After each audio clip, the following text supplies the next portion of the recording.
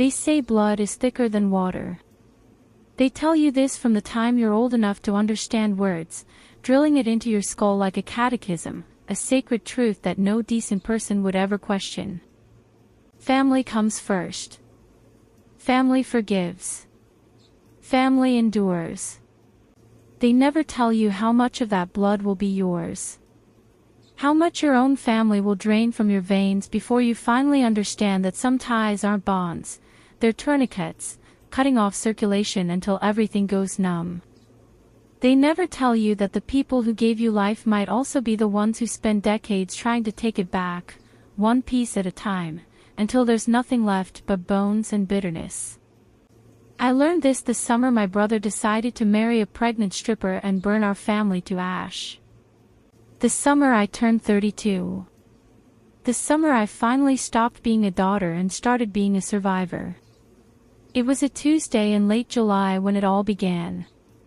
I remember the date, July 23rd, because I had just closed the biggest deal of my career, a corporate relocation contract worth just under $500,000 in commissions for my firm, and I had written the date on every single page of the closing documents. My hand had been steady. My signature had been perfect. I had walked out of that conference room feeling like I had finally, after 10 years of grinding, become the person I had always wanted to be. The heat that day was obscene, the kind of humid Midwestern heat that makes the air feel like warm soup and turns the asphalt to a shimmering mirage. I remember because my car's air conditioning had broken the week before, and I hadn't had time to get it fixed, so I was driving with the windows down and the hot wind blasting against my face, my blouse sticking to my back, my hair whipping around my eyes. I didn't care. I was too happy to care. I was singing along to some old song on the radio, some 90s pop anthem I hadn't heard in years, and I was thinking about the bottle of champagne I had in my fridge, the one I'd been saving for a moment exactly like this. My phone buzzed in the cup holder. Kevin. Again. I glanced at the screen. 17 missed calls that afternoon. 17. I had been in the closing meeting for 3 hours, my phone silenced and tucked away, and my brother had called me 17 times in that window. The sight of that number made something cold settle in my stomach, something that pushed back against the champagne and victory glow. I didn't answer. I had learned, over years of painful experience, that calls from Kevin were never good news. They were requests for money, or bail, or a place to crash, or a co-signer for some new disaster. They were always something that would cost me. So I let it ring and I kept driving, and I turned the radio up louder. Then the text came through. It was short, the kind of message that punches through all your defenses because it's designed to, because Kevin knew exactly which buttons to push and he pushed them with the precision of a safecracker. Asterisk I drank pesticide. St. Luke's ICU. Come now or I'll be dead by sundown asterisk. I pulled over to the side of the road and read the message 3 times. My hands were shaking. The champagne glow was gone, replaced by something cold and metallic, the taste of adrenaline at the back of my throat. I told myself it was a bluff. Kevin had threatened suicide before, he'd done it a dozen times, always when he wanted something, always when he was backed into a corner. It was his nuclear option, his trump card, the one threat that always worked. But this time felt different. The specificity of it, St. Luke's ICU, pesticide, sundown. The fact that he'd actually gone through with something, or at least started to. Kevin was many things, a liar, a manipulator, a bottomless pit of need, but he had never been brave enough to hurt himself before. I called St. Luke's. Yes, they said, a Kevin Chen had been admitted to the ER 2 hours ago. Organophosphate poisoning. He was in the ICU. He was alive, but it had been close. I sat in my car on the side of the highway, the hot wind whipping through the open windows, and I tried to figure out what I was feeling. Fear, yes, he was still my little brother, the boy I'd taught to ride a bike, the child I'd protected from bullies in elementary school. But also anger. A deep, exhausted anger that had been building for years, layer upon layer, like sediment at the bottom of a lake. He had done this to force my hand. He had swallowed poison to make me do what he wanted. The manipulation was so transparent, so naked, and yet it was working. I pulled back onto the highway and drove toward the hospital. The fluorescent lights of the ICU waiting room turned my parents' faces into masks of gray exhaustion, leaching away whatever color they had left. My mother, Linda, sat hunched in a plastic chair, her spine curved into a question mark, weeping into a wad of tissues that was already disintegrating in her hands. Her shoulders shook with a grief I had never once seen her display for anyone but Kevin, not when her own father died, not when I graduated college, not when I closed my first major deal and sent her a check for $10,000. Only Kevin. Always Kevin. My father, Harold, paced the linoleum in tight, frantic circles, his work boots squeaking with every pivot. He was a big man, broad-shouldered and thick-necked, with calloused hands from 30 years at the machine shop and a face that had settled into permanent disapproval somewhere around his 40th birthday. He had never hit me, not exactly, not in a way that left marks, but his anger was a physical presence in any room he occupied, a pressure system that could shift from calm to catastrophic without warning. They had been there for 6 hours. Kevin had been found by a neighbor, face down in the backyard of our grandfather's house, an empty bottle of organophosphate pesticide beside him. He had done it at sunset, the golden hour, the most photogenic time of day, as if he wanted to be found before it was too late. As if the whole thing had been staged for maximum dramatic effect. The neighbor had called 911. The paramedics had arrived in 7 minutes. They had pumped his stomach in the ambulance.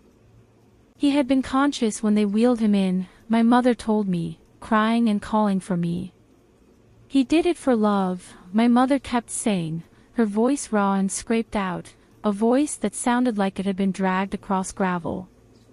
He loves her so much, Sarah. He loves Crystal so much. Why couldn't you just be happy for him? Why did you have to slap him? You drove him to this. You pushed him over the edge. His blood is on your hands.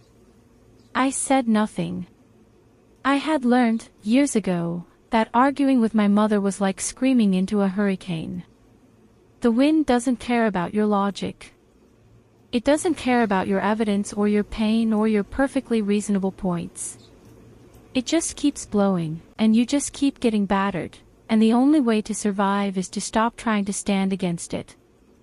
The truth was simpler and uglier than her narrative. Kevin, my 28-year-old brother, had announced 3 weeks earlier that he was marrying a woman named Crystal Wang. He had met her at a strip club called the Velvet Room, a cinderblock establishment off the interstate that had been raided twice in the past year for narcotics violations. Crystal was a dancer there, or had been until her pregnancy made dancing impractical. She was 5 months along. She had a felony conviction for check fraud from when she was 19. She had a brother, Rick, who was a known associate of an Aryan Brotherhood offshoot and had done 2 stints in state prison for assault. And Kevin, in the grip of what he insisted was the most profound and transformative love any human being had ever experienced, had decided that this woman and her unborn child were his destiny. His purpose. His redemption.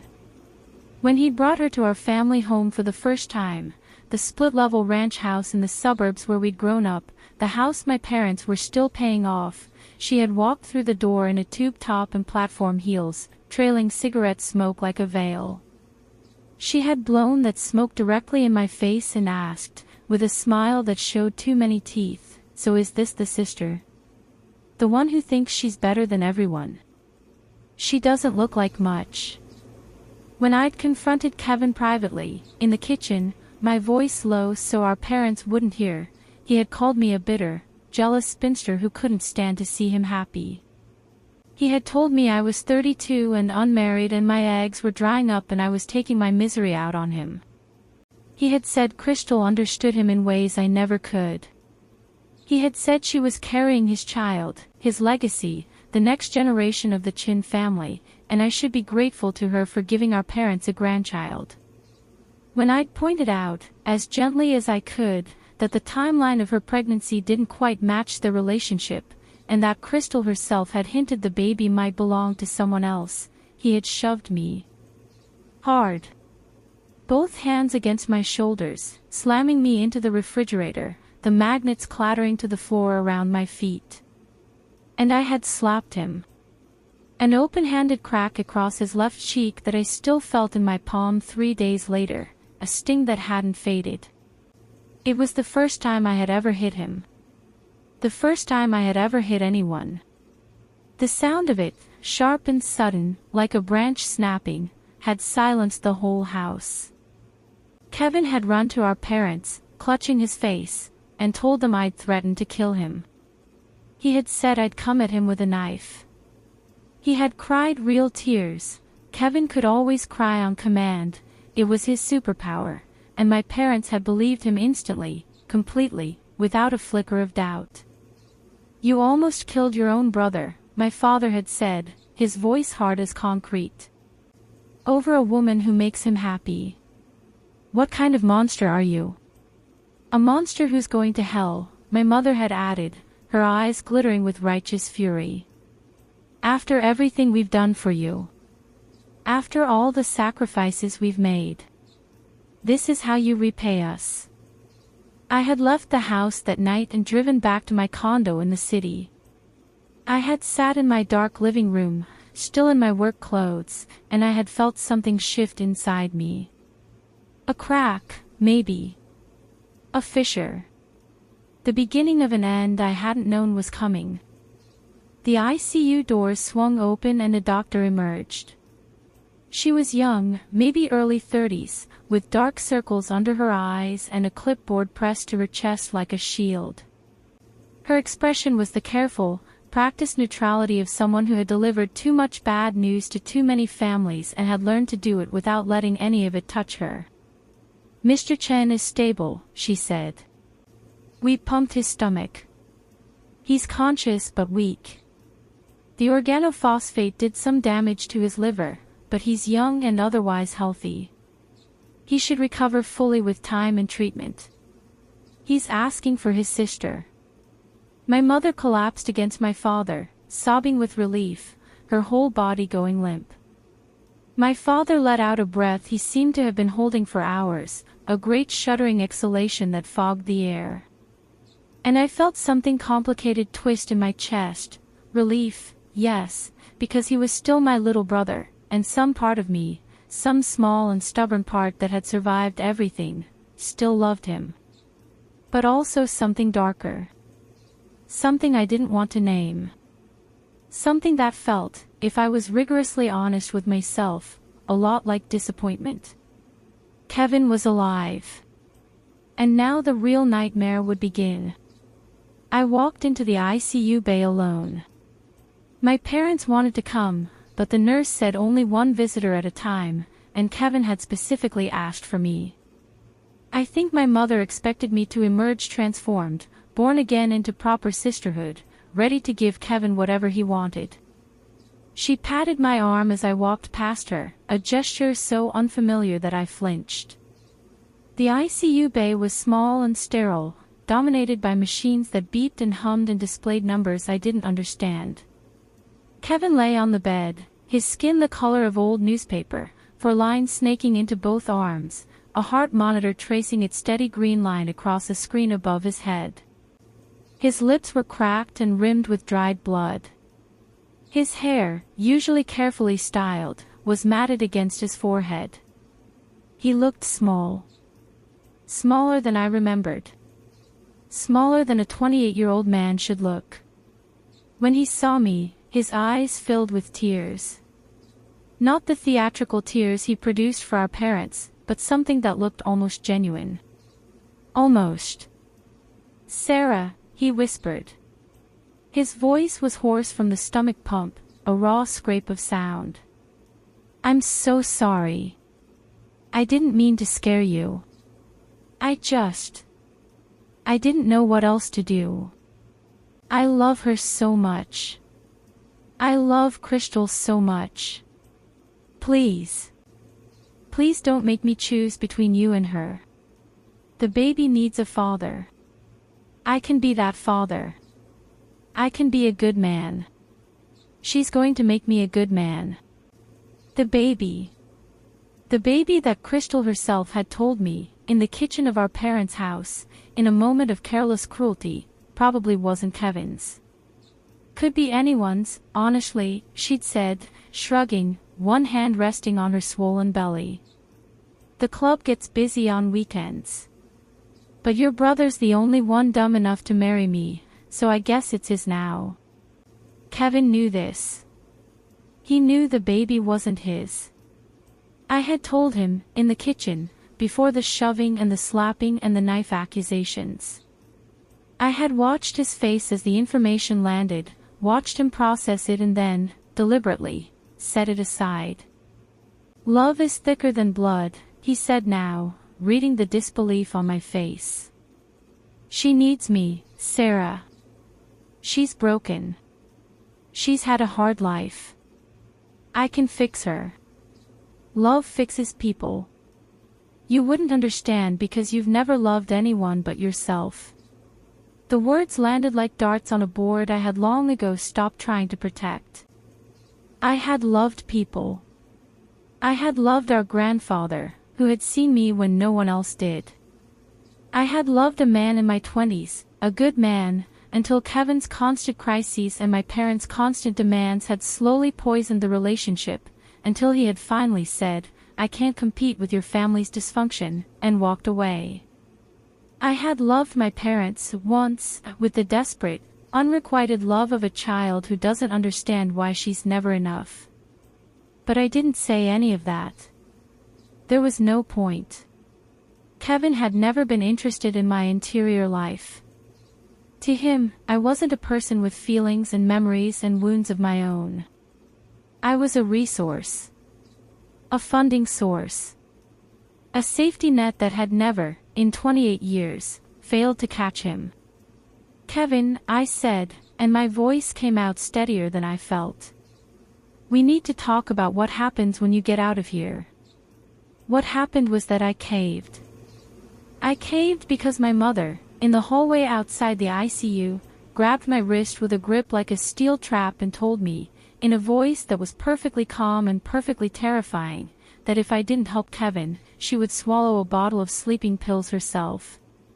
"And this time," she said, "there won't be a neighbor to find me. This time it'll stick. And you'll have both our blood on your hands. How will you live with that, Sarah? How will you sleep at night?" I caved because my father, a man who had never once in 32 years told me he was proud of me, got down on his arthritic knees in that hospital hallway, surrounded by nurses and orderlies and strangers pretending not to stare, and begged me to save his son's future. "Please, Sarah. Please. I'm begging you. I've never asked you for anything. Just this one thing. Just this one time. Help your brother. Help your family." I caved because the word family had been carved into my bones since childhood, and the grooves ran deeper than I knew, deeper than my anger, deeper than my self-respect. Because every time I tried to say no, the word caught in my throat like a fishhook. Because I had been trained, for 32 years, to believe that my value as a human being was measured entirely by what I could provide for the people who claimed to love me. I agreed to pay for the wedding. $40,000, which Crystal's family had demanded, cash, gifts, a dowry that felt more like a ransom. I agreed to let them move into grandfather's house, temporarily, while they got on their feet. I agreed because I was tired of fighting, because the exhaustion in my bones had become a kind of gravity, a weight that made every movement feel like wading through deep water. And some small, stupid, desperate part of me still believed, still hoped, despite all evidence, that if I just gave enough, if I just sacrificed enough, they might finally love me. I need to explain something about my family. I need to explain it because otherwise, my decision to cave will seem incomprehensible. You'll read this and think, why didn't she just walk away? Why didn't she say no? Why did she keep giving and giving until there was nothing left? And the answer is that I was raised to be a vessel. A container for other people's needs and other people's demands and other people's bottomless, insatiable hunger. I was raised to believe that my own needs were irrelevant, that my own desires were selfish, that my own pain was an inconvenience to be managed silently and never, ever mentioned. We lived in a split-level ranch house in a suburb where all the lawns were green and all the families were rotting from the inside. This was the Midwest, Ohio, specifically, a town you've never heard of with a name that sounds like it was generated by an algorithm. My father, Harold, worked at a machine shop for 30 years, a job he hated with a passion that bordered on religious fervor. He brought that hatred home every night like a lunch pail full of poison, and he distributed it evenly among whoever was within range. My mother, Linda, was a homemaker who had wanted to be a nurse. She had been accepted to nursing school the same week she found out she was pregnant with me. She had deferred her enrollment, intending to go after I was born, and then Kevin came along and the deferral became permanent and the dream withered and died, and she never forgave me for it. She never said it in so many words, but she didn't have to. I could feel it in the way she looked at me, the way her eyes would slide past my face and settle on something in the middle distance, as if even looking at me was too much effort. They had wanted a son. They got a daughter first, a disappointment wrapped in a pink blanket, a creature who would grow up to be useful or useless depending entirely on how well she served her brother. When Kevin came along 3 years later, the world rearranged itself around him like the solar system finding its sun. The gravitational pull of his needs was absolute.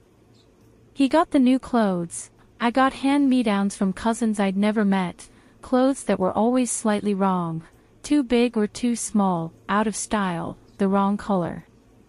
He got birthday parties with catered barbecue and rented bounce houses in the backyard. I got a card with a $20 bill inside, if anyone remembered, and a cake from the grocery store that was usually vanilla because no one had asked what flavor I wanted. He got tutoring when he struggled in school, expensive private sessions with a retired teacher who came to the house twice a week. I got scolded for not helping him enough, for not doing his homework for him, for not being a better sister. He got a used Mustang on his 16th birthday, a cherry red convertible that he wrapped around a telephone pole 6 months later. I got a bus pass and a lecture about responsibility.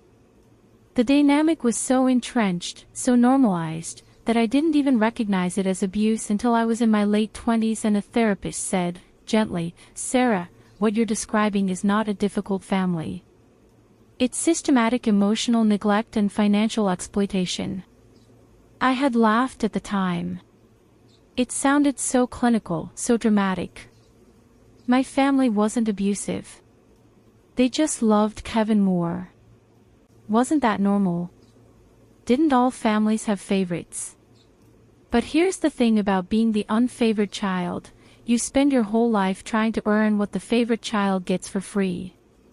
You work harder, achieve more, sacrifice everything, and you wait for the moment when they'll finally look at you and say, "Good job. We're proud of you.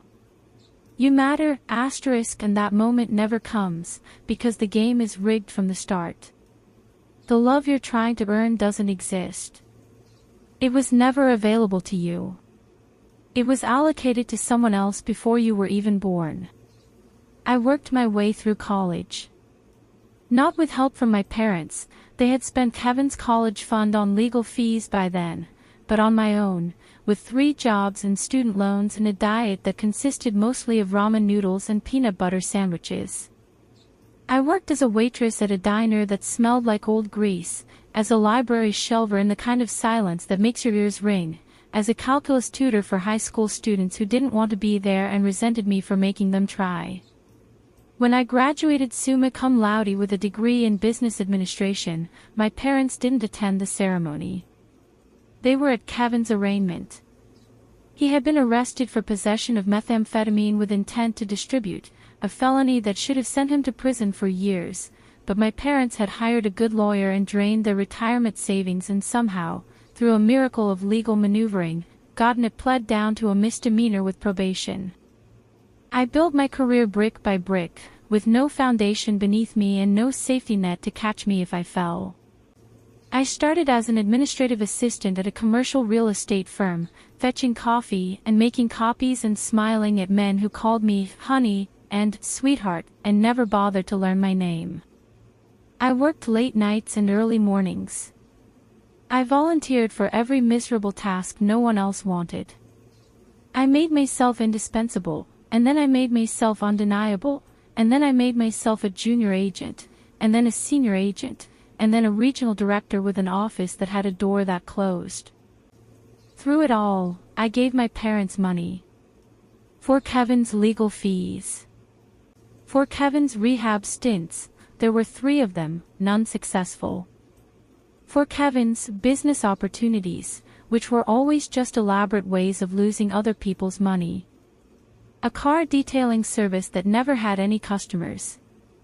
A vending machine route that turned out to be a scam. A nutritional supplement pyramid scheme that left him deeper in debt than when he started. $50,000 over the years. Then 60. Then 70, 80, more. I stopped keeping track after a while because the number was too depressing. My parents took the checks without thanks, without acknowledgement, as if I were paying a tax for the sin of being born female, born first, born wrong. And Kevin kept failing upward, kept being rescued, kept believing, because he had been taught to believe, that the world would always catch him. That someone would always bail him out. That consequences were for other people, people without sisters who could write checks and parents who would drain their savings and grandfathers who would leave houses that could be stolen. My grandfather was the only person who ever saw me clearly. Richard Chin, my father's father, a carpenter who had immigrated from Taiwan in the 1950s with nothing but a toolbox and a work ethic that bordered on pathological. He had built a life with his hands, a quiet life, a life of precision and patience and things that lasted. He spoke English with an accent that never faded, but he spoke it carefully, choosing each word the way he chose each piece of wood, for strength, for grain, for how it would fit with everything around him. He used to take me to his workshop behind the Craftsman bungalow on Maple Street. It smelled of sawdust and varnish and something warm and alive, something that felt like safety. He would show me how to sand cherry wood until it was smooth as glass. He would teach me how to cut dovetail joints, how to join 2 pieces without nails, how to make something beautiful from rough lumber that no one else saw value in. "You are like this wood," he told me once, when I was 12 years old and hiding from another of my parents' screaming matches. He was planing a piece of walnut, long even strokes that produced curls of fragrant shavings. Other people look at you and they see something rough. Something not worth their time. But I see what's underneath. I see the grain. I see the strength. "This house," he told me later that same summer, "this house is going to be yours one day, Sarah. Not Kevin's. Yours. I've already talked to my lawyer. It's in my will. They can't change it, no matter how much they argue." "Why me?" I asked. I was 12 and awkward, all knees and elbows, and I couldn't imagine why anyone would choose me over Kevin. Everyone chose Kevin. It was the natural order of things. My grandfather looked at me for a long moment. His eyes were dark and steady, and they seemed to see all the way through me, past the surface and into whatever was underneath. "Because you understand what things are worth," he said. "Kevin only understands what things cost. There's a difference. One day you'll see it." He died when I was 25. I was in the middle of my first big deal, a warehouse conversion that was going to make or break my career, and I got the call during a client meeting. I excused myself, walked into the hallway, and stood there for 5 full minutes without moving, without breathing, without thinking anything at all. The will was ironclad. Marcus Rivera, the attorney who had handled the estate, called me into his office a week after the funeral and showed me the documents. The house on Maple Street, the craftsman bungalow with the workshop in back and the garden my grandfather had tended for 50 years, passed to me, free and clear. No mortgage. No liens. No strings attached. My parents contested it, of course. They hired a lawyer. They filed motions. They argued that my grandfather had been senile, that I had manipulated him, that the will was invalid because it didn't provide for the natural heirs. They screamed at me over the phone, threatened me, told me I was stealing from my own family. The judge dismissed their case with prejudice. "The will is clear," she said. "The testator was of sound mind. The property belongs to Ms. Chen. This court will not entertain further challenges." I moved into the house a month later. I filled it with my grandfather's tools, his furniture, his ghost. I slept in the bedroom where he had slept for 60 years, and I felt, for the first time in my life, like I had a home. Now they had tried to take it from me anyway. Not through the courts this time, but through forgery. Through fraud. Through the assumption, the bone-deep, unshakable, lifelong assumption, that I would never fight back. The day I met Crystal's family, I understood exactly what I had purchased with my $40,000. They lived in a double-wide trailer on the outskirts of town, in a mobile home park that had been optimistically named Sunset Acres, but looked more like a staging ground for the apocalypse. The roads were unpaved and full of potholes. The yards were dirt and broken appliances and skeletal dogs on chains. The air smelled of burnt trash and something sharper, more chemical, the smell of meth labs and desperation, a smell that clung to the back of your throat and wouldn't wash out. Crystal's trailer squatted at the end of a cul-de-sac, its aluminum siding dented and streaked with rust. A satellite dish hung crookedly from the roof. The front steps were cinder blocks that wobbled when you stepped on them. The screen door had a hole in it the size of a fist. Inside, the air was thick with cigarette smoke and the sound of a television playing a reality show about people screaming at each other. The furniture was faux leather that peeled at the corners, revealing yellow foam beneath. The walls were paneled in fake wood veneer that had warped with humidity. A ceiling fan turned lazily overhead, its blades coated in a gray film of dust and nicotine. Crystal lounged on a sagging floral sofa that had probably been new during the Reagan administration. Her swollen belly strained against a pink velour tracksuit, the zipper pulled down low enough to show the lacy edge of her bra. Her feet, toenails painted a lurid shade of magenta, were propped up on a coffee table covered in fast food wrappers, overflowing ashtrays, and a half-empty bottle of off-brand vodka. Her brother Rick sat in a recliner in the corner, a man in his late 20s with dead shark eyes and a smile that never reached them.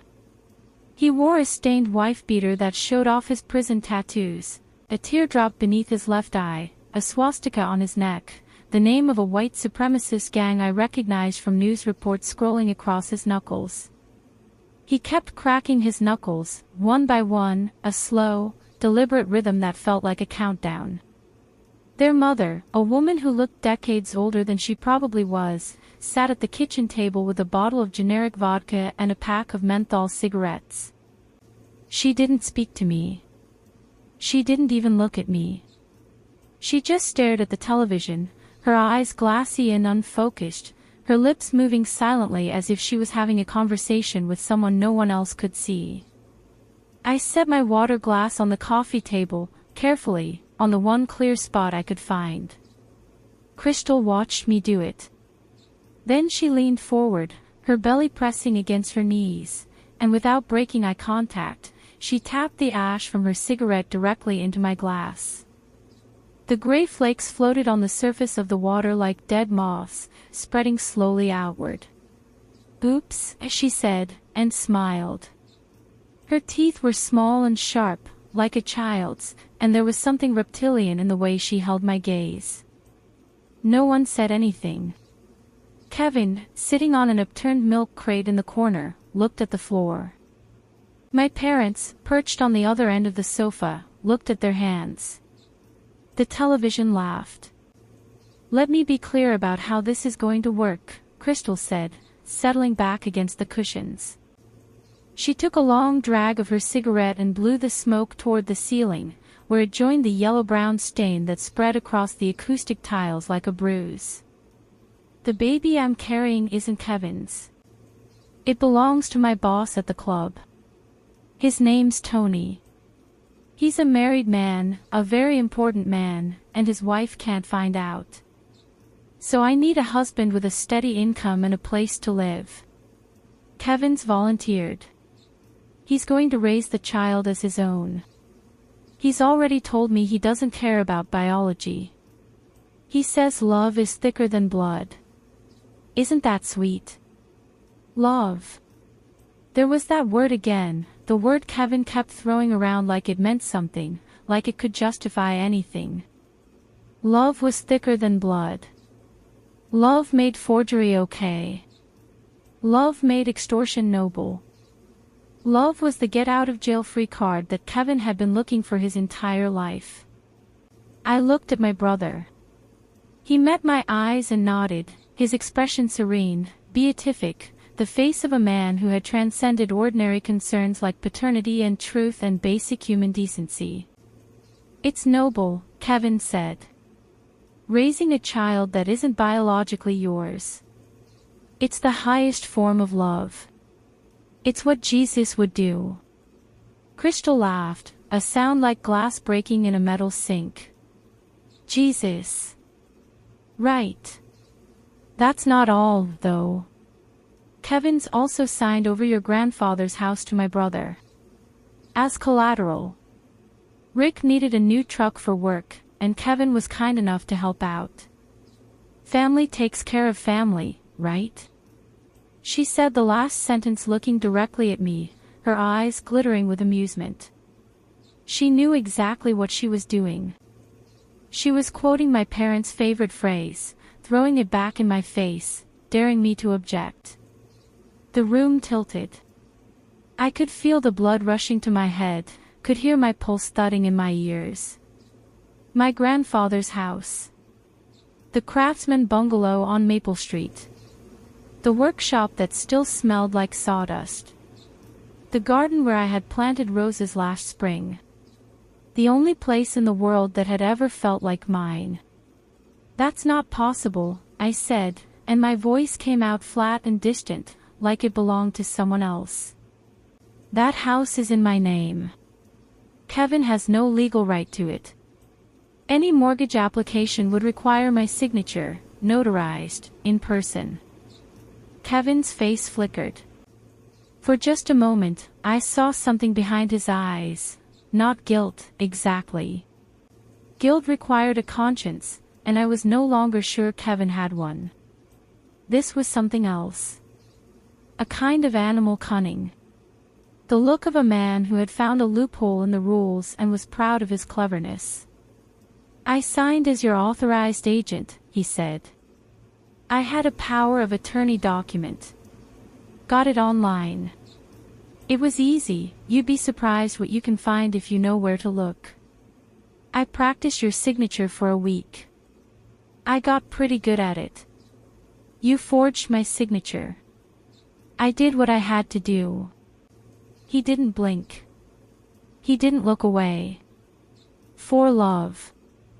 One day, when you finally fall in love, you'll understand. And there's one more thing, Crystal said, lighting a fresh cigarette from the stub of the old one. She blew another stream of smoke toward the ceiling. Once the baby comes, you're going to pay us $5,000 a month. For childcare, medical expenses, college fund. You're the aunt. You have a moral obligation. Don't you want your niece or nephew to have a good life? $5,000 a month. $60,000 a year. For a child that wasn't my brother's, wasn't my family's, wasn't anything to me at all. For a child conceived in a strip club by a married man who had already fled. I turned to my parents. They were sitting on the other end of the sofa, my mother's hands folded primly in her lap, my father's arms crossed over his chest like a bouncer at a club. They had been silent this whole time. Silent while Crystal admitted the baby wasn't Kevin's. Silent while Kevin confessed to forgery.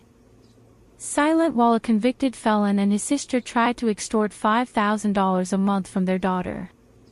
"Mom," I said. "Dad. Are you hearing this? Are you understanding what they're saying?" My mother met my eyes. Her face was calm, almost serene, the face of a woman who had made her peace with something monstrous. "It's only money, Sarah. You make so much. What's $5,000 a month compared to your brother's happiness? Compared to a child's life? We raised you to be generous. We raised you to put family first. We raised you better than this," my father added, his voice hard. "Family takes care of family. End of discussion. Now stop making a scene and do what Crystal says." I looked at them, these two people who had raised me, fed me, clothed me, and never once loved me, and I felt something inside my chest crack wide open.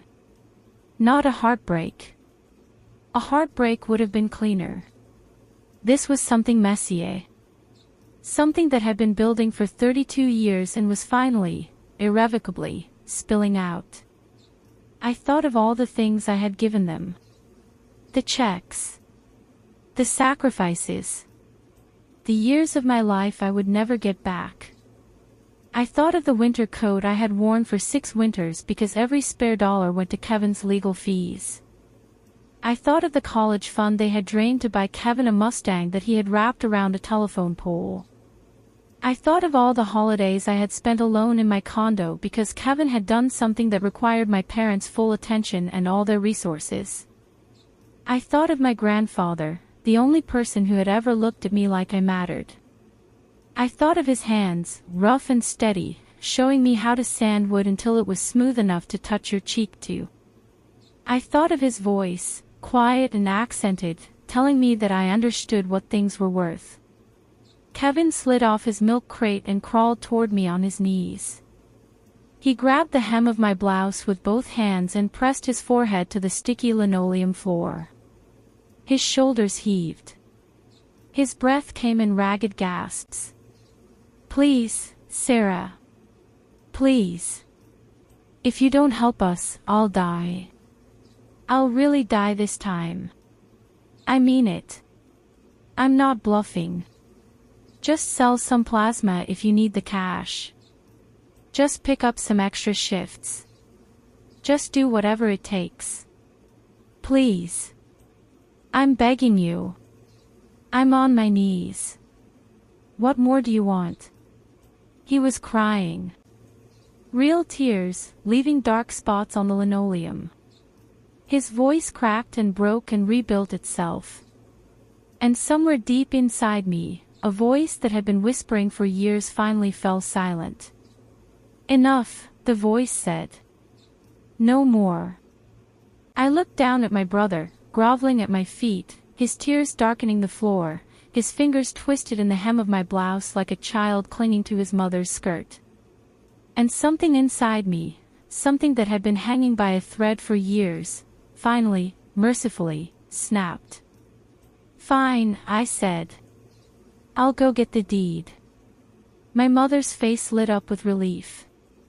My father nodded approvingly. Crystal smirked and stubbed out her cigarette in my water glass with a soft hiss. Rick cracked his knuckles one more time and grinned. "Smart girl," he said. "I knew you'd see reason eventually." I walked out of the trailer, down the wobbling cinder block steps, into the dirt yard where the skeletal dog was still barking its endless, desperate bark. The heat hit me like a physical force, the sun beating down from a white sky, the air so thick with humidity that it felt like breathing through a wet cloth. I walked to my car, a 3-year-old Honda Civic I had bought used and maintained meticulously, because I had learned early that the only person who would take care of my things was me. I got in, started the engine, and sat there for a moment with my hands on the steering wheel. My palms were sweating. My heart was beating too fast, a fluttery, irregular rhythm that I recognized from the panic attacks I'd started having in my late 20s. I closed my eyes and did the breathing exercise my therapist had taught me, in for 4, hold for 4, out for 6, until the pounding in my chest subsided to something manageable. Then I took out my phone and called Marcus Rivera. "Marcus," I said when he picked up. "It's Sarah Chin. I need your help. My brother forged my signature on a mortgage application. He took out a $250,000 loan against my grandfather's house. The money's gone. They want me to sign the deed over to Crystal's brother tomorrow morning." There was a pause on the other end of the line. Then Marcus said, very quietly, "Where are you right now?" "In my car. Outside their trailer." "Are you safe?" "Yes. For now. Drive to my office. Don't go home. Don't talk to anyone. Just come straight here. I'll wait for you." I drove through the fading afternoon light, the sun sinking toward the horizon in a blaze of orange and pink. The city scrolled past my windows, strip malls and gas stations and fast food joints, the unglamorous arteries of Midwestern life, and I felt a strange, suspended calm settling over me. The decision had been made. The line had been crossed. There was no going back now, and there was a freedom in that, a terrible, exhilarating freedom. Marcus's office was in a restored Victorian house a block from the county courthouse, a building with a wraparound porch and a garden full of native wildflowers. His receptionist had gone home for the day, but the lights were on and the front door was unlocked. Marcus was waiting for me in his office, a cup of coffee in each hand. "You look like hell," he said, handing me one of the cups. "I've had better days." I sat in the leather chair across from his desk and told him everything. Not just the events of that afternoon, the trailer, the confession, the demands, but the whole story, stretching back 32 years. The favoritism. The neglect. The checks I'd written and the thanks I'd never received. The way my mother looked at me like I was a stranger who had wandered into her house and refused to leave. The way my father's silence was worse than his anger, because at least his anger acknowledged that I existed. Marcus listened without interrupting. He was good at that. It was one of the reasons my grandfather had trusted him. When I finally ran out of words, Marcus leaned back in his chair and let out a long breath. "Okay," he said. "First things first. Let's see what we're dealing with." He turned to his computer and typed for several minutes, his fingers moving briskly over the keyboard. I watched his face as he read whatever was on the screen. His expression darkened by degrees, the lines around his mouth deepening. "There's a lien," he said. "Filed 3 weeks ago. A home equity line of credit for $250,000, taken out against the property on Maple Street. The application lists you as the primary borrower and Kevin as your authorized agent with power of attorney. The lender is Redwood Capital, a hard money outfit based in Nevada. They specialize in high-interest loans for people who can't get traditional financing. And before you ask, yes, this is textbook fraud. The signatures are certainly forged, the notary stamp is probably fake, and the whole thing constitutes multiple felonies under state and federal law. We're looking at forgery, fraud, identity theft, and conspiracy. I felt the words hit me like a physical blow, even though I had known, on some level, what he was going to say. Can I get the house back? Yes. The loan is void ab initio, void from the beginning, if the signatures are forged, which they are. But it's going to take time. It's going to take lawyers and motions and probably a civil suit against Redwood Capital to clear the title. And the lenders are not going to be happy. Hard money lenders have a reputation for aggressive collection practices. They might come after you, or they might come after Kevin. Either way, things are going to get messy. I don't care about messy, I said. I care about stopping them. Permanently. Marcus nodded slowly, his eyes searching my face. Then we also need to talk about a restraining order. A no-contact injunction. And a complete legal severance of ties to your immediate family.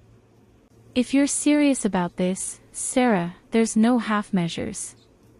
You cut them off completely, or you don't cut them off at all. Your parents could still sue you for support. They could show up at your workplace. They could make your life miserable in 100 different ways. Then we stop them too, I said. I want every legal protection you can give me. I want them out of my life forever. Marcus looked at me for a long moment. Then he nodded. I'll start drafting the paperwork tonight. But first, we need evidence. Do you have any recordings? Text messages? Emails? Anything that proves what they've done? I thought about my phone, sitting in my pocket. Not yet, I said. But I will. That night, I didn't sleep. I sat in my living room, my grandfather's living room, with its built-in bookshelves and its hardwood floors and its windows that looked out onto the garden he had planted, and I made a plan. I charged my phone. I cleared space on the recording app. I practiced what I would say, how I would say it, how I would draw the confession out of Kevin without tipping my hand. I rehearsed the words in the dark, my voice a whisper, my reflection a ghost in the dark window glass. At dawn, I showered and dressed in a crisp white blouse and dark slacks, the armor I wore to closings and negotiations. I put my phone in my pocket. I drove to the county title office. The title office was a brutalist concrete block from the 1970s, squat and ugly, surrounded by a parking lot that was already shimmering with heat by 8 in the morning. Kevin and Crystal were waiting by the entrance, and so was Rick, leaning against a brand new Ford F-250 that gleamed like a polished tooth in the morning sun. The truck was red, with chrome trim and oversized tires and a lift kit that made it look like a monster about to devour something smaller. My grandfather's house had paid for that truck. The thought made something hot and sharp rise in my throat, but I swallowed it down. I needed to be calm. I needed to be clear. I needed to get this on tape. Rick honked the horn when he saw me pull into the lot. Hey, lady. Let's get this over with. I've got things to do. He was wearing the same wife beater from yesterday, or one just like it. His prison tattoos stood out dark against his pale skin. He looked like a man who had never faced a consequence he couldn't intimidate his way out of. I walked up to him, my phone recording in my pocket, my heart beating steady and slow. Before we sign anything, I said, I want to see the mortgage documents. The ones Kevin signed on my behalf. Crystal rolled her eyes so hard I thought they might disappear into her skull. What's there to see? The money's already spent. The truck's right there. We just need your signature to add Rick to the deed. Stop being so dramatic. It's not a good look for you. Show me the documents, I said, or I walk. Kevin stepped forward, his hands raised in that placating gesture I'd seen 1,000 times before. The same gesture he'd used when he crashed the Mustang. The same gesture he'd used when he got arrested. The same gesture he'd used when he dropped out of community college and moved back home. It was a gesture that said, I'm the reasonable one here. I'm the victim. Why are you making this so hard, ? Sarah, don't be difficult. Crystal's been standing for too long. The heat's not good for the baby. You don't want to be responsible if something happens, do you? I turned to him, and for the first time in my life, I looked at my brother without the filter of memory, without the soft focus of shared childhood. I looked at him as if he were a stranger on the street, and I saw him clearly, a hollow man, a vessel for other people's desires, a creature of pure, unexamined selfishness. He had never loved me. He had never loved anyone. He was incapable of it. He had been born with a hole inside him, and he had spent his entire life trying to fill it with other people's money, other people's sacrifices, other people's blood. Kevin, I said, I'm going to ask you one question, and I need you to answer it honestly. Did you forge my signature on a mortgage application for $250,000? Kevin straightened up. His jaw set. And there it was, that flicker of defiance I'd seen 1,000 times, the certainty that no matter what he did, he would be protected. He would be forgiven. He would be loved. It was the unshakable confidence of a man who had never, not once in his life, been held accountable for anything. I'm your brother, he said, his voice ringing across the parking lot. That house should have been mine anyway. You're a woman, you'll get married, your husband will provide for you. I just took what was rightfully mine. I did what I had to do. Thank you, I said. That's all I needed. I pulled out my phone, ended the recording, and dialed 911. 911, what's your emergency? I'd like to report felony fraud and forgery, I said, my voice clear and steady. My brother, Kevin Chin, has illegally mortgaged my property for $250,000 by forging my signature. The suspects are currently at the county title office on 4th Street. I have recorded evidence and documentation. The silence that followed was absolute. Kevin's face drained of color, going from pale to gray to a sickly white in the space of a single breath. Rick's hand, which had been reaching for his truck door, froze in midair. Crystal's mouth opened and closed like a fish pulled onto a dock, her cigarette dropping from her fingers and rolling across the asphalt. You crazy bitch. Rick lunged at me, his hand raised to strike, his face contorted with rage. I reached into my bag and pulled out the can of pepper spray I had bought at an outdoor supply store the night before.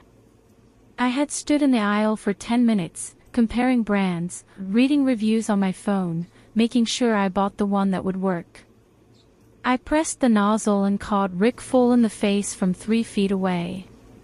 He went down screaming. His hands flew to his eyes, clawing at them, his legs kicking uselessly against the concrete.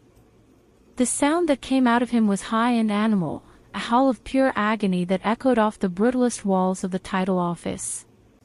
Crystal staggered backward, clutching her belly with both hands. Kevin. Do something. Stop her.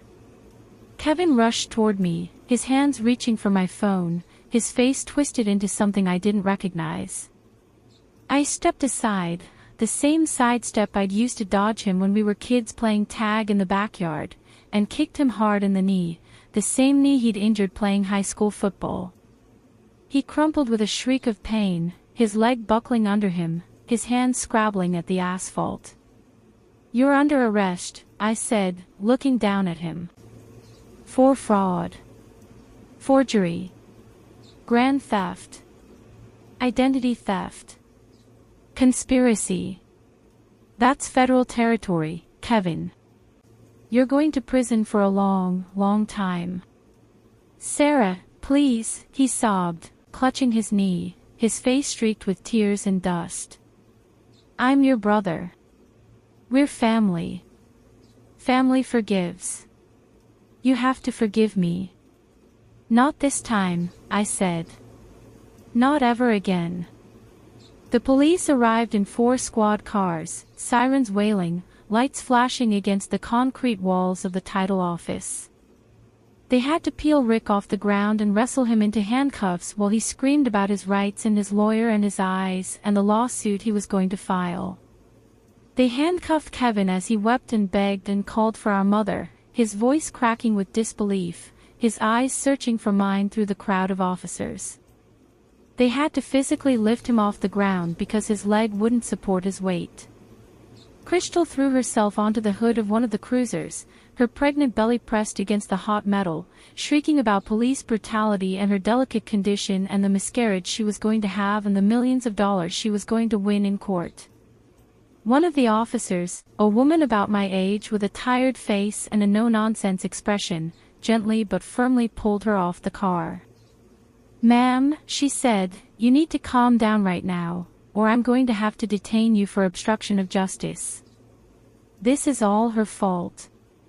Crystal screamed, jabbing a finger at me. "She's a liar. She's crazy. She's been trying to destroy our family from the beginning. Arrest her. Arrest her, not them." The officer looked at me. I held up my phone. "I have a recording," I said. "A full confession." The officer nodded. "We'll need to take a statement from you, ma'am. Can you come down to the station?" "Of course."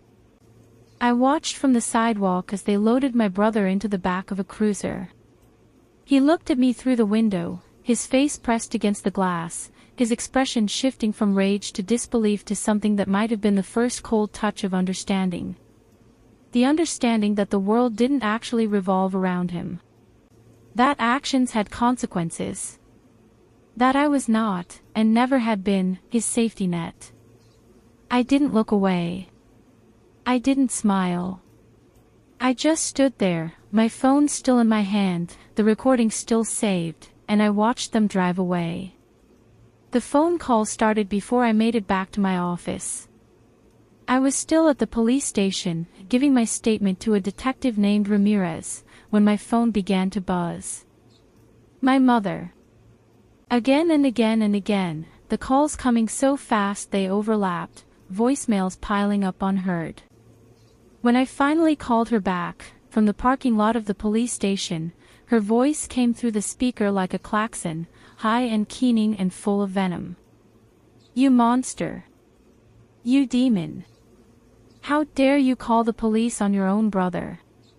You get back in there right now and tell them it was all a misunderstanding. Tell them you made it up.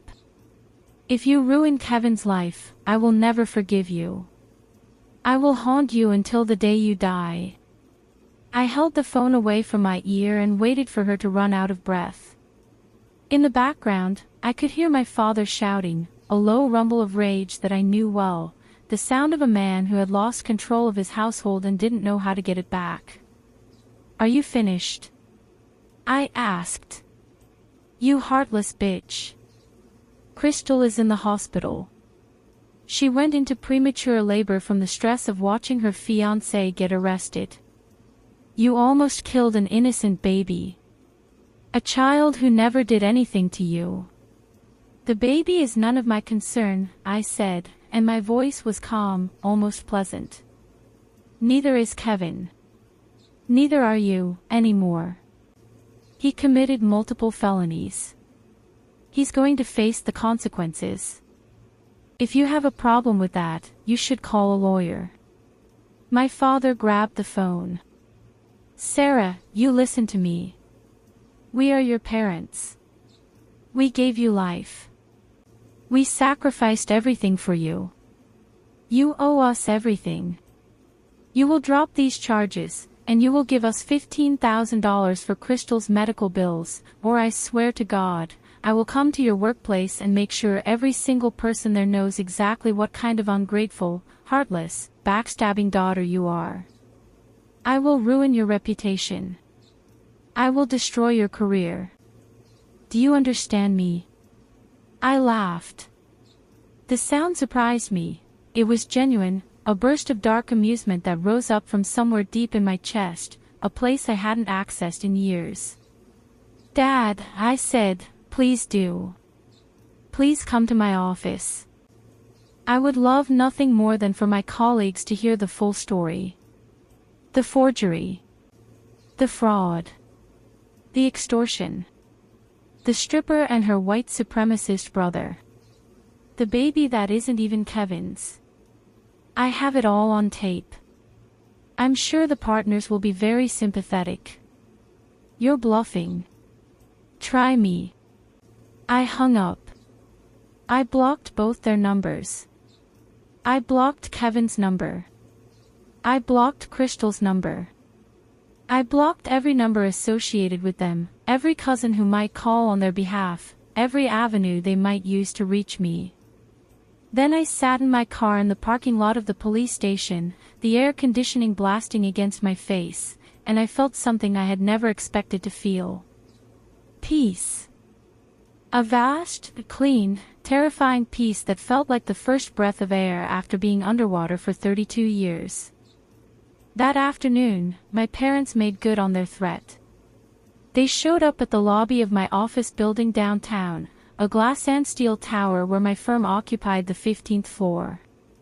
My mother's face was streaked with theatrical tears, her mascara running in black rivulets down her cheeks. My father carried a bullhorn he must have bought at a pawn shop, the kind protesters use, the kind that amplifies your voice into something distorted and mechanical. The lobby was full, clients in business suits, colleagues in smart casual, the building's security guards hovering uncertainly near the entrance. My boss, David Stern, a man who had mentored me for 7 years and had never once doubted my competence, was standing by the reception desk with a look of profound confusion. Everyone, my mother shrieked, her voice amplified by the bullhorn into a distorted roar that bounced off the marble walls and the glass windows. Everyone, look. Look at this woman. Sarah Chen. She put her own brother in jail. She's trying to kill her pregnant sister-in-law. She wants to destroy our family because we asked her for help. She is a traitor to her own blood. My father held up a poster board with block letters printed in Sharpie. Sarah Chen betrays her family. The letters were uneven, some bigger than others, the marker bleeding through the paper in places. It looked like it had been made in a hurry, in a fit of rage, and it probably had been. I walked down the stairs from the mezzanine, my heels clicking against the marble. Every eye in the lobby was on me. I could feel the weight of their stares, the prickle of their attention. I could hear the whispers starting to spread, the uncomfortable rustle of people witnessing something private turned obscenely public. I had prepared for this.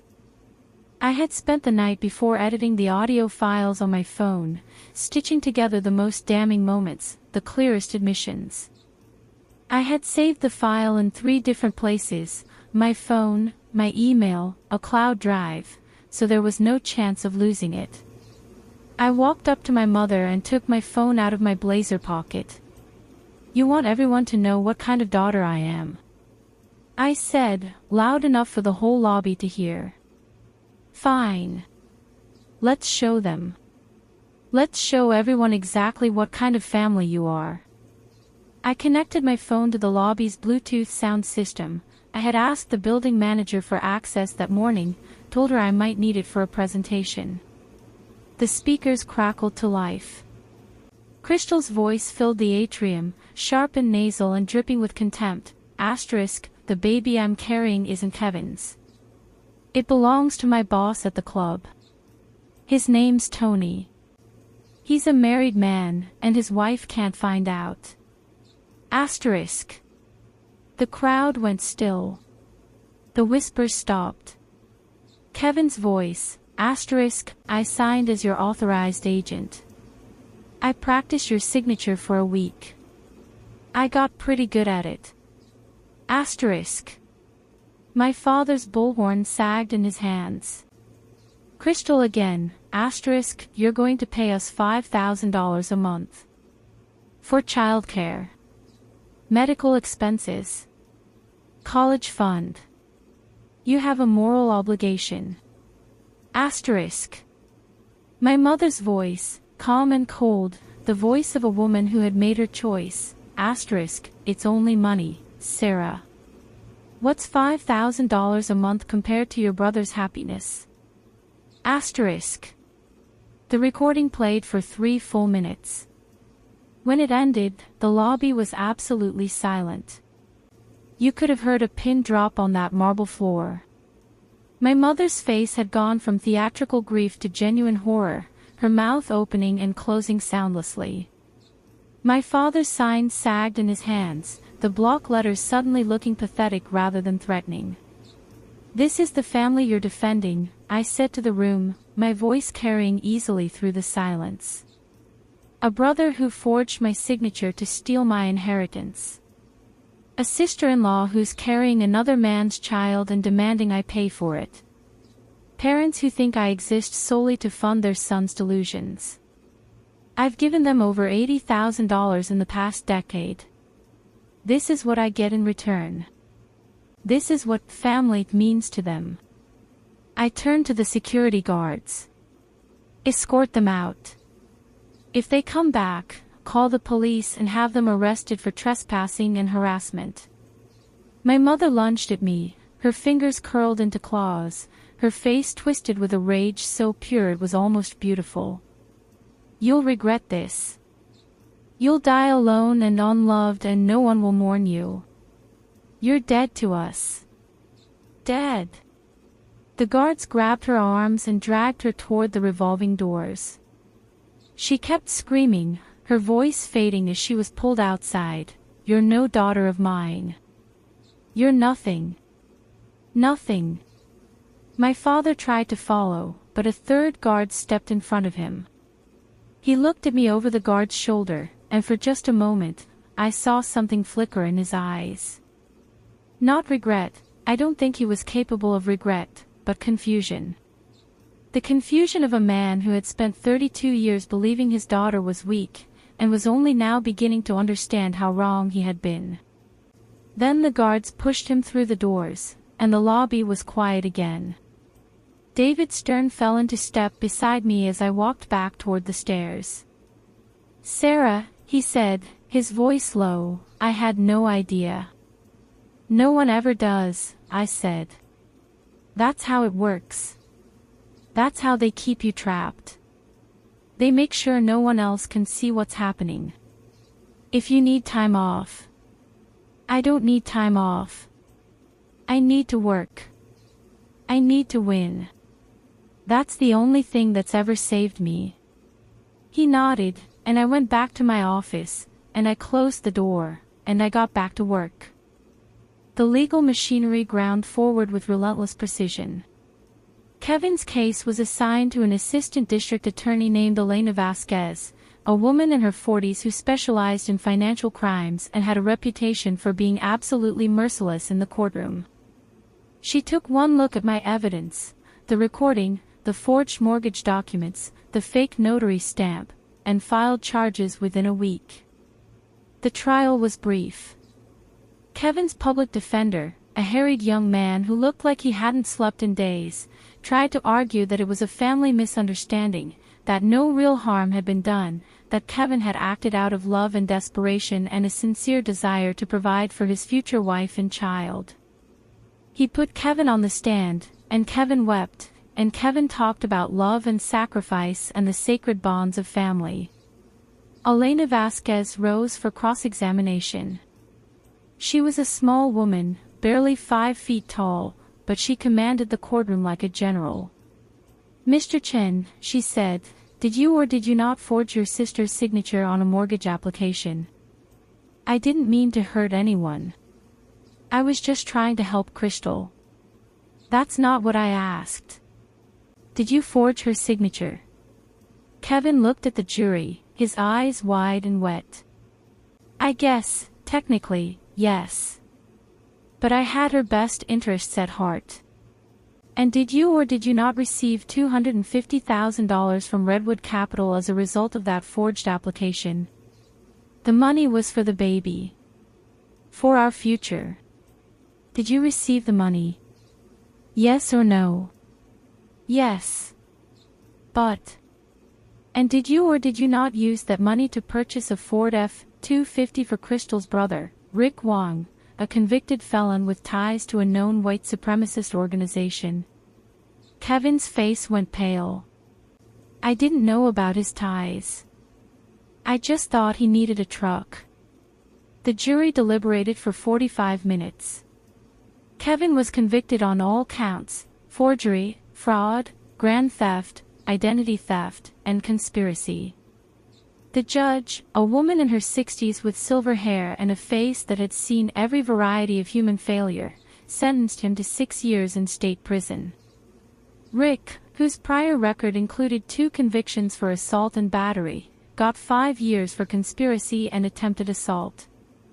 The Ford F-250 was seized as evidence and eventually auctioned off by the county, the proceeds going toward restitution. The lien on my house was invalidated. The mortgage was declared null and void.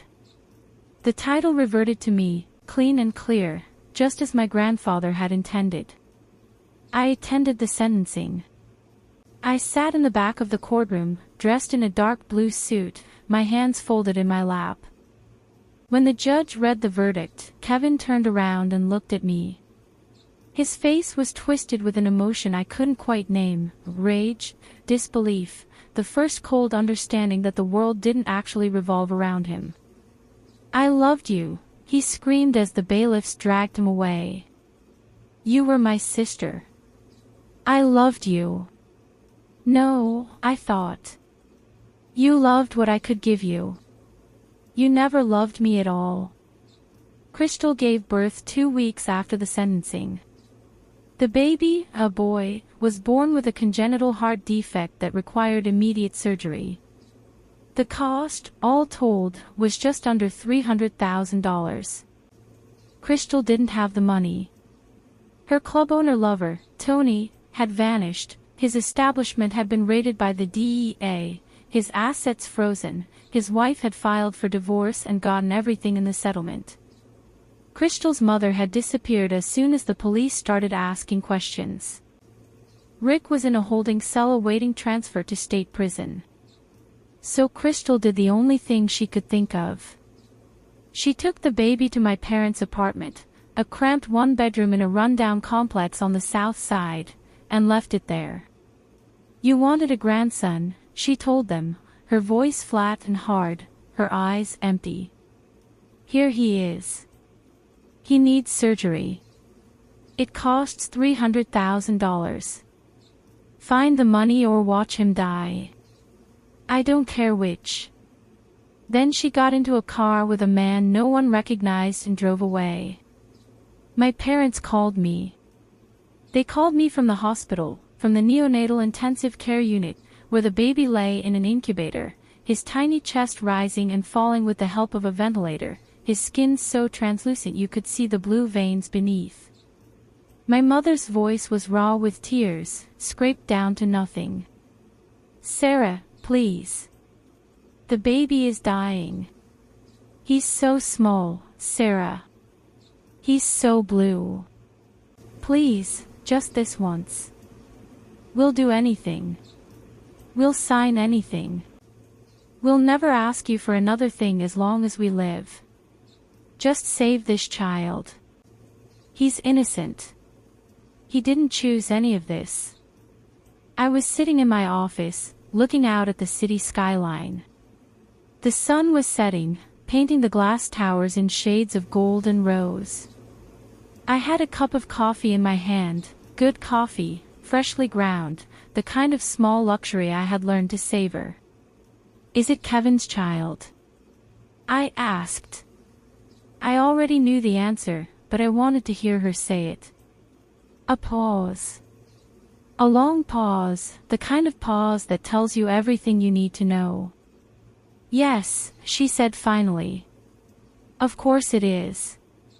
Crystal was lying before. She was just trying to hurt you. The baby is Kevin's. I know it in my heart. You're lying, I said. I can hear it in your voice. That child has never been Kevin's, and you've known it from the beginning.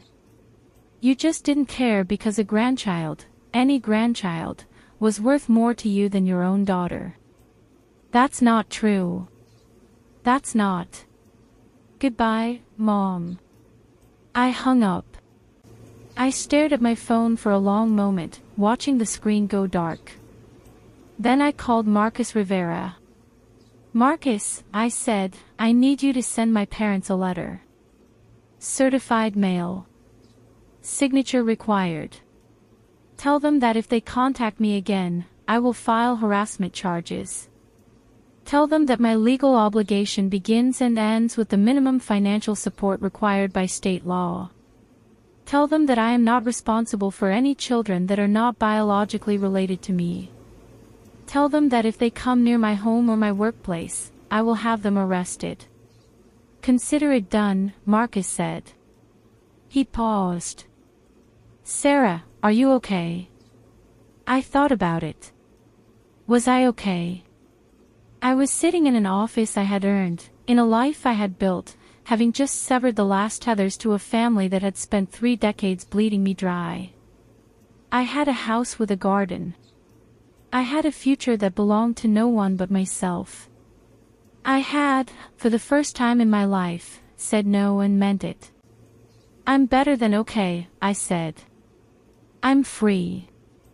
The baby died 3 weeks later. I heard about it from a cousin who still occasionally emailed me, the only member of the extended family who had ever taken my side. The hospital had done everything they could, she said.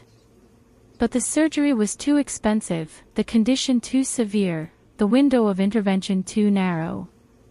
He died in the NICU at 4 a.m, a tiny life that had never asked to be born into any of this, a casualty of choices made by people who had never once considered the consequences.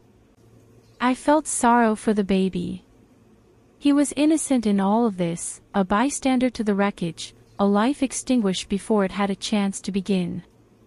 I sat in my garden that evening, watching the sun set over the roses, and I let myself grieve for him. Not for my parents. Not for Kevin. Not for Crystal. But for the baby, who had deserved better than any of them. But my sorrow did not extend to the people who had caused his death. They had made their choices. They had set this chain of events in motion with their greed and their delusions and their unshakable belief that I would always, always cave.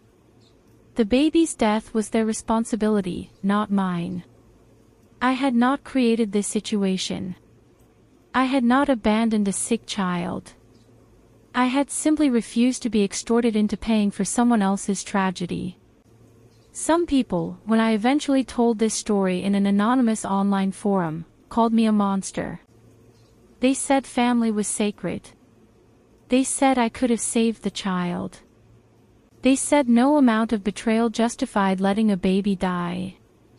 I didn't argue with them. I didn't try to explain that I had already given more than anyone should ever be asked to give. I didn't tell them about the years of neglect, the decades of exploitation, the moment in that trailer when I realized that nothing I ever did would be enough. You can't make people understand something they're determined not to see. My parents sued me 6 months after the baby died. They filed in county court, seeking increased financial support. The $1,000 a month I had been sending, the legal minimum calculated by the state's formula, was insufficient, they claimed. They needed $5,000 a month.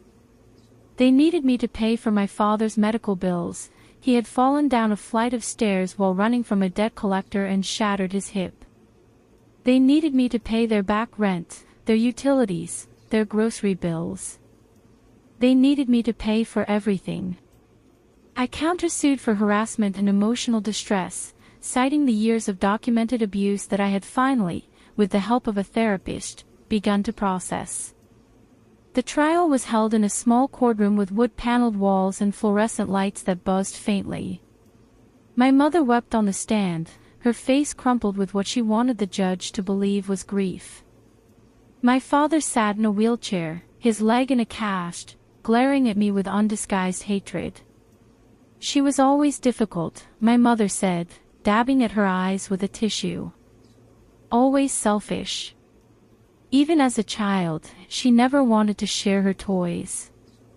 We did our best with her, but some people are just born wrong. We're not bad parents. She's just a bad daughter. My lawyer, a woman named Patricia Okonkwo who specialized in family law and had seen cases like mine 100 times before, rose for cross-examination. She was tall and elegant, with a voice that could cut through steel. "Mrs. Chen," she said, "is it true that you and your husband contested the will of Richard Chen, which left the Maple Street property exclusively to your daughter? That was different. That house should have gone to Kevin. He was the son. He was the one who would carry on the family name. Is it true that you encouraged your son to forge your daughter's signature on a mortgage application?" "I didn't encourage anything. I just didn't stop him. There's a difference." "Is it true that you demanded your daughter pay $5,000 a month to support a child that DNA testing, conducted posthumously by the hospital, confirmed was not biologically related to your son?" My mother's face went white. "That test was wrong. That baby was Kevin's." Crystal was just confused. She was under a lot of stress. The test was conducted by an accredited laboratory and has a confidence level of 99.99%. The child's biological father was identified as Anthony DeMarco, a nightclub owner currently under federal indictment for drug trafficking and money laundering. "Do you dispute these findings?" My mother said nothing. She just sat there, her mouth opening and closing, her eyes filling with a kind of desperate, cornered fury. The silence stretched out for 10 seconds, 20, 30. Finally, she whispered, "I don't care what the test says. I know in my heart that baby was Kevin's." The judge, a woman in her 60s with silver hair and a face that had seen every variety of human misery, ruled in my favor. My parents' suit was dismissed with prejudice. My legal obligation was set at the state minimum, adjusted annually for inflation. My request for a permanent no-contact order was granted. I walked out of the courthouse into the crisp October air. The leaves were turning red and gold and orange, and the sky was that deep, impossible blue you only get in autumn. I stood on the courthouse steps for a long moment, breathing it in, feeling the sun on my face. My parents tried to follow me, but the bailiff stopped them at the door. I heard my mother screaming my name, her voice raw and ragged. I heard my father shouting curses, his words swallowed by the wind. I didn't turn around. I got into my car and I drove to the cemetery where my grandfather was buried. I stood at his grave for a long time, looking at the simple granite marker with his name and his dates and the single line of text he had chosen for himself. He built things that lasted. "The house is safe," I told him. "I'm safe.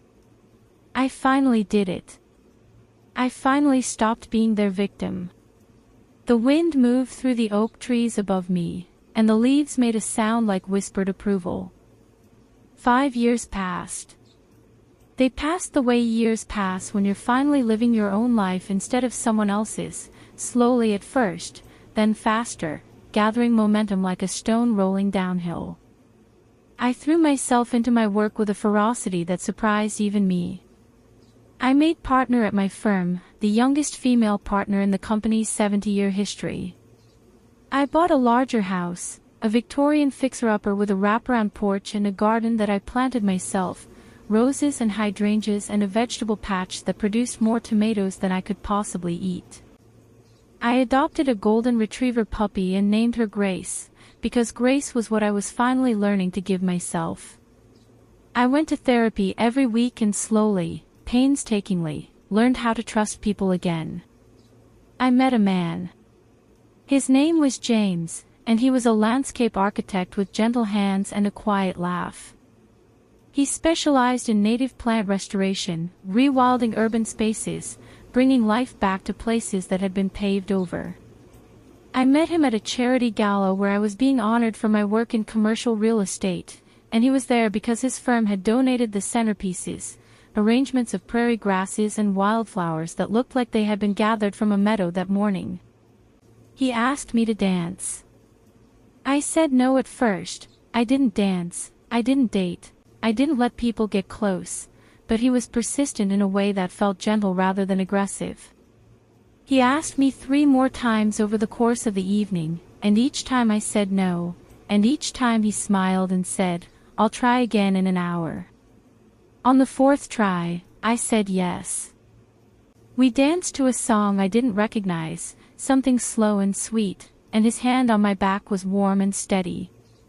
"So," he said, "what's your story?" "You don't want to know my story." I wouldn't have asked if I didn't. I told him. Not all of it, not that night, but enough.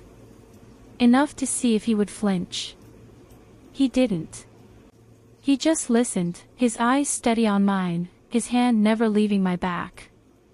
"That's a hell of a thing," he said when I finished. "To survive all that and still be standing." I almost didn't. I almost let them win. "But you didn't." "No," I said, and the word felt like a declaration. "I didn't." We married 2 years later, on a beach in Oregon, barefoot in the sand, with the Pacific Ocean crashing behind us and a handful of close friends as witnesses. I wore a simple white dress that I had bought off the rack at a boutique in Portland. James wore a linen shirt with the sleeves rolled up. Grace served as the ring bearer, trotting down the aisle with a pillow strapped to her back, her tail wagging so hard her whole body wiggled. I did not invite my family. They didn't know where I lived. They didn't know I had gotten married. They knew nothing about my life, and that was exactly how I wanted it. Kevin was released from prison after serving 4 years of his 6-year sentence. He got out early for good behavior, which meant he had learned to keep his head down and his mouth shut, skills he had never mastered on the outside. He came out to a world that had moved on without him, a world that had no place for a 32-year-old felon with no job history, no savings, and no prospects. Our parents' apartment was gone.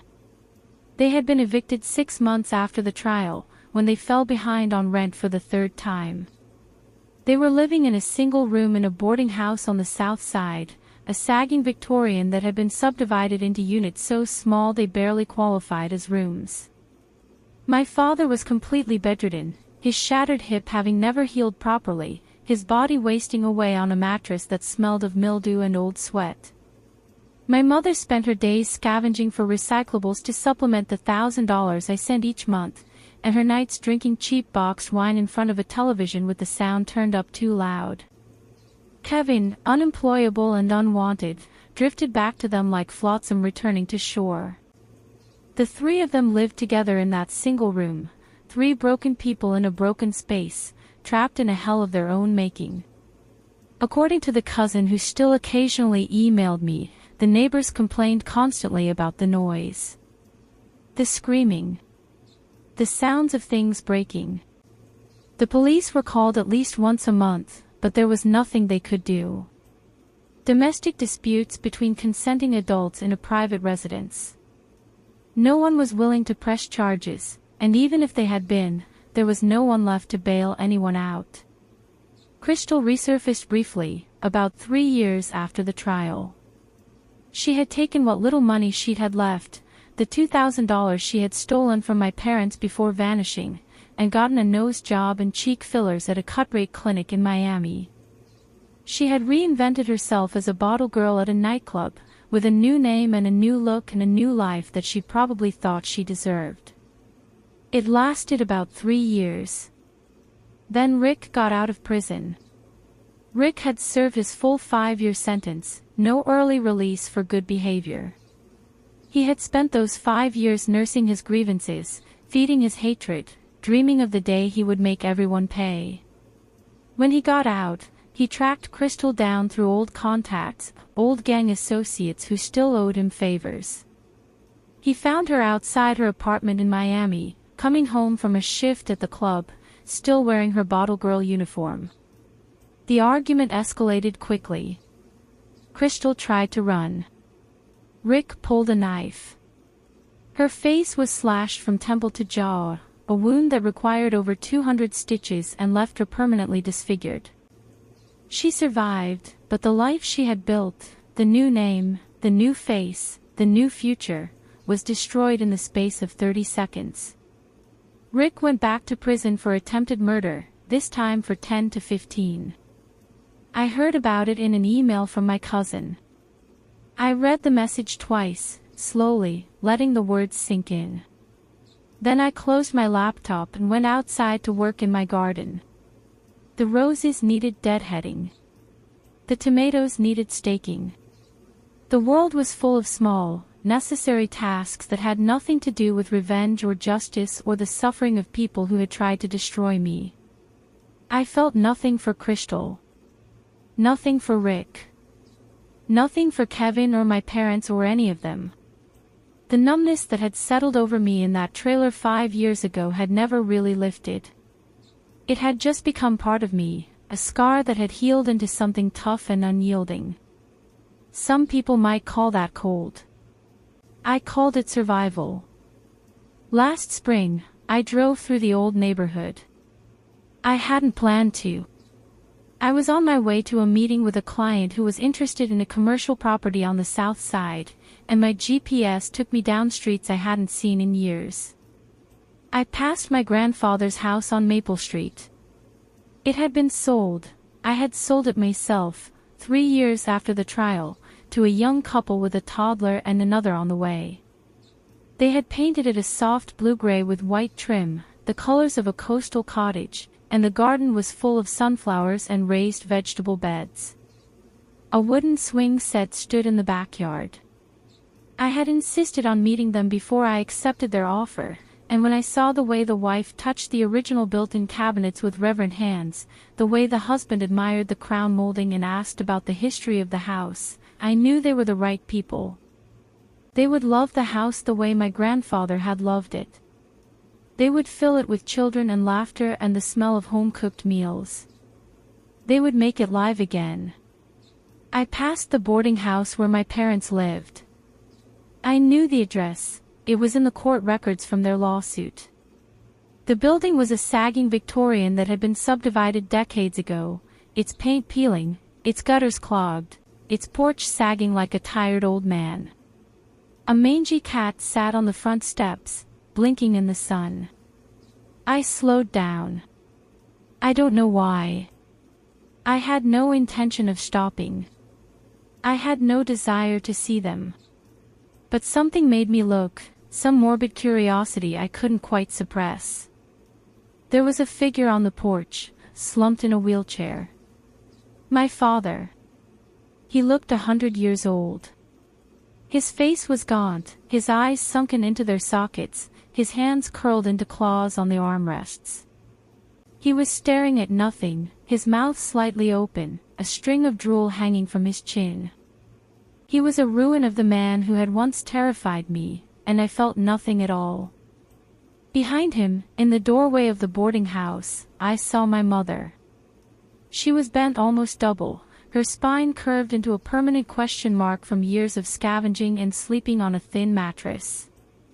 She was shouting something at someone inside the house, at Kevin, probably, her voice a harsh, grating rasp that I could hear even through my closed windows. She looked like a character from a horror movie. She looked like a ghost.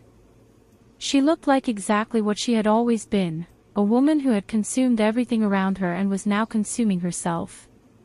Then Kevin appeared in the doorway behind her. He was thin, gaunt, really, with a patchy beard and sunken eyes. One of his eyes was clouded, milky, the result of a fight in prison that he had lost badly. His leg dragged behind him, the knee I had kicked still damaged, never properly treated. He was wearing clothes that looked like they had been pulled from a dumpster, and he was shouting back at our mother, his voice a hoarse, broken thing. They were fighting about money. About the $1,000 I sent each month, which was never enough, which would never be enough, which they would fight over until the day they died. I pressed the accelerator and drove on. That evening, I sat on my porch with James. The sunset was spectacular, the sky streaked with pink and orange and gold, the kind of sunset that makes you believe in something larger than yourself. Grace lay at our feet, her tail thumping contentedly against the wooden deck. I held a cup of coffee in my hands, good coffee, freshly ground, the kind of small luxury I had learned to savor. "You're quiet tonight," James said, his hand finding mine. "Just thinking." "About what?" I looked out at the garden, at the roses I had planted myself, at the grass that was soft and green and entirely, irrevocably mine. I thought about the boarding house and the wheelchair and the clouded eye. I thought about my grandfather, who had seen me when no one else did. I thought about the house on Maple Street, now full of children and laughter and love. "About how lucky I am," I said. James smiled and squeezed my hand. "You're not lucky, Sarah. You're strong. There's a difference. Luck is something that happens to you. Strength is something you build. You built this. All of it." I took a sip of my coffee. It was sweet and hot and perfect. Life was good. Not because it had always been good, it hadn't, but because I had fought for it, clawed for it, bled for it. I had walked through fire and come out the other side. I had cut away the rot and let the wound heal into something stronger than it had been before. I had chosen myself, and I would keep choosing myself every single day, for the rest of my life. I would never go back.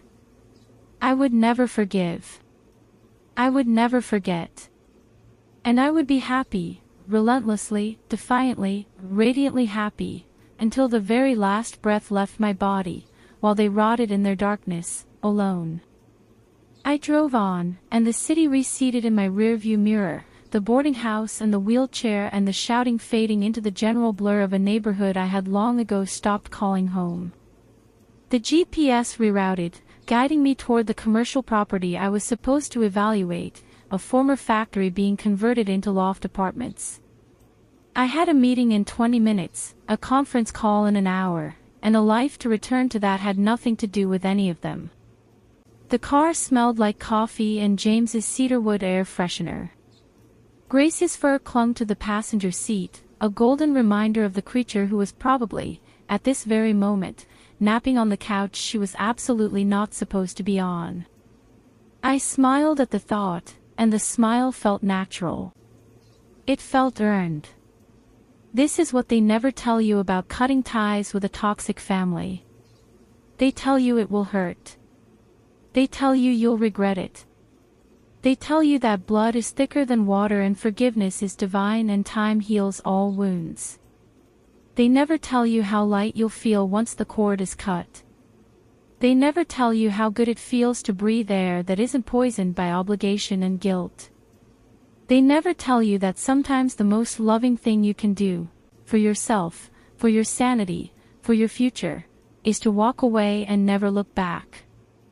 I turned onto the highway, the city giving way to suburbs, the suburbs giving way to open land. The sky was a deep, cloudless blue, the kind of blue that makes you believe in second chances.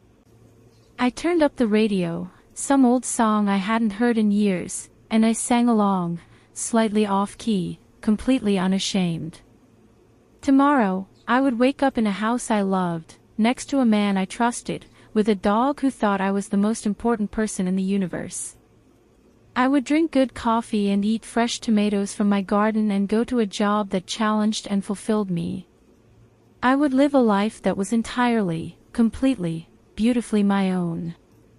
And they, Kevin, my parents, the ghosts of a family that had never really been a family, would continue to rot in their darkness, their voices growing fainter with every mile I put between us, until eventually they were nothing at all. A distant memory. A cautionary tale. A chapter that was finally, mercifully, closed. I pressed the accelerator. The car surged forward. The horizon opened up before me, wide and bright and full of possibility. Life was good. I had earned it.